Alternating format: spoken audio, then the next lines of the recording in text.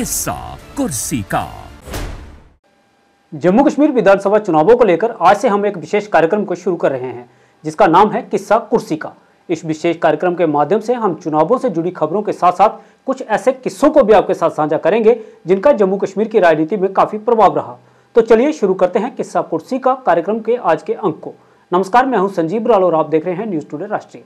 किस्सा कुर्सी का कार्यक्रम के पहले अंक की शुरुआत हम करते हैं 1947 के बाद जम्मू कश्मीर की सियासत से।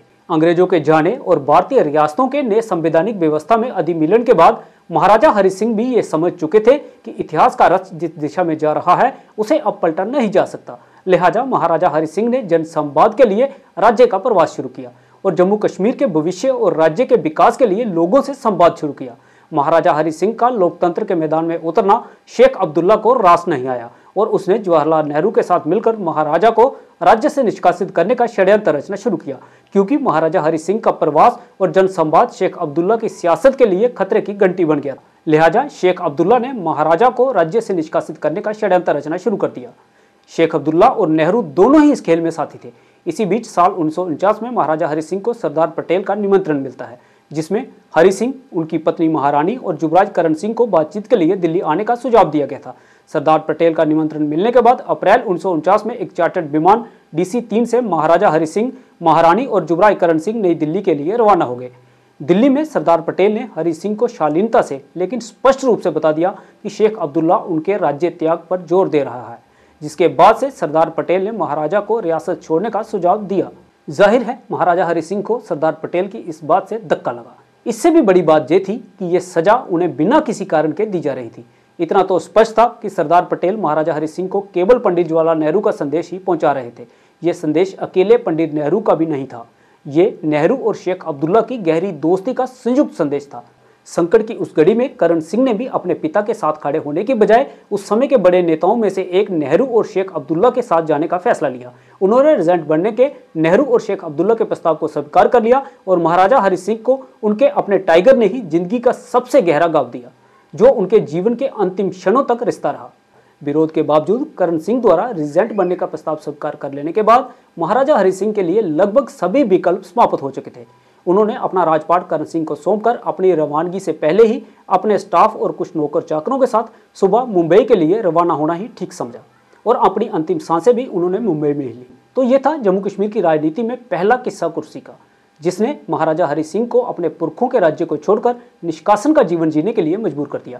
कहते हैं ना, इतिहास दोहराता जरूर है। कभी जम्मू कश्मीर की राजनीति में एक क्षेत्र राज करने वाले शेख अब्दुल्ला और भारतीय राजनीति में एक क्षेत्र राज करने वाले नेहरू परिवार का साम्राज्य आज धराशायी होने के कगार पर है। शेख अब्दुल्ला के पोते उमर अब्दुल्ला के लोकसभा चुनाव में हारने के बाद अब विधानसभा चुनावों में भी जीत का रास्ता आसान नहीं लग रहा है। लिहाजा हर बात पर कठोर शब्दों का जवाब देने वाले उमर अब्दुल्ला को अपनी टोपी उतारकर और हाथ जोड़कर गांदरबल के मतदाताओं के सामने वोटों के लिए गिड़गिड़ाने को मजबूर कर दिया है। Mion Yazat, Mion Yetuk,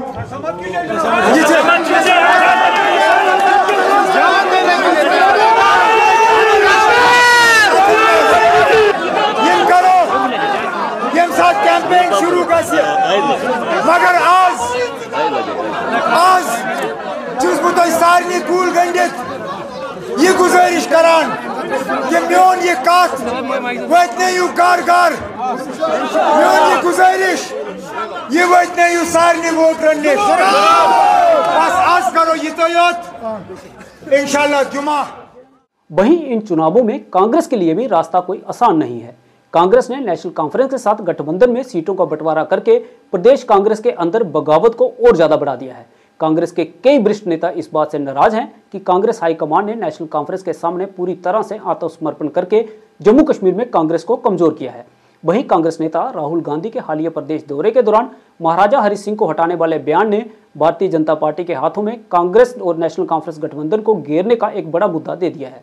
Bhajpa के वरिष्ठ नेता और जम्मू कश्मीर के पूर्व मुख्यमंत्री निर्मल सिंह ने कांग्रेस नेशनल कॉन्फ्रेंस गठबंधन को जम्मू कश्मीर को लूटने वाला खानदानी गठबंधन तक बता दिया है।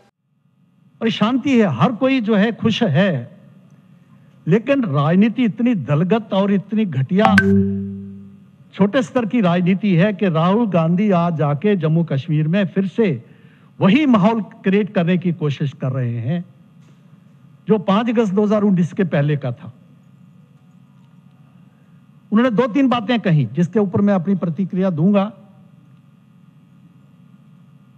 एक तो उन्होंने कहा कि हमने 1947 में महाराजा हरि सिंह को यहां से निकाला। मैं जम्मू के लोगों को, डोगरों को, जम्मू कश्मीर के देश के भक्त लोगों को मैं कहूंगा कि उन्होंने बिल्कुल सही बात कही है।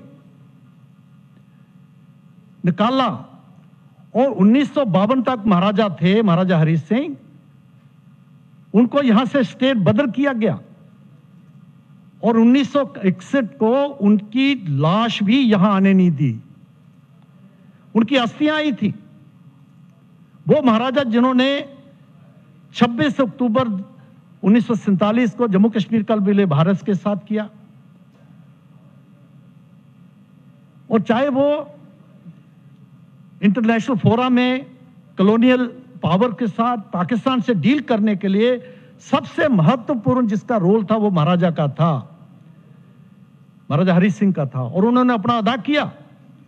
लेकिन जिस प्रकार से शेख मोहम्मद अब्दुल्ला और जवाहरलाल नेहरू की जो नीति थी, और वही नीति आज रिपीट कर रही है, वही 1947 के बाद 53 तक का आप हाल देखिए। ये कानून बदले गए, सब कुछ उसको रिपीट करना चाहते हैं। तब एक दो परिवार,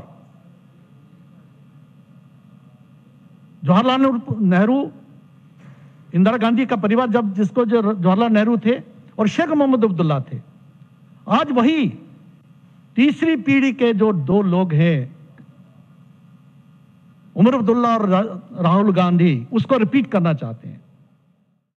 खैर, जैसे जैसे चुनाव प्रचार आगे बढ़ता है, किस्से और भी कई बनेंगे, और ऐसे ही किसी नए राजनीतिक किस्से को लेकर आपसे मुलाकात होगी किस्सा कुर्सिका के अगले अंक में।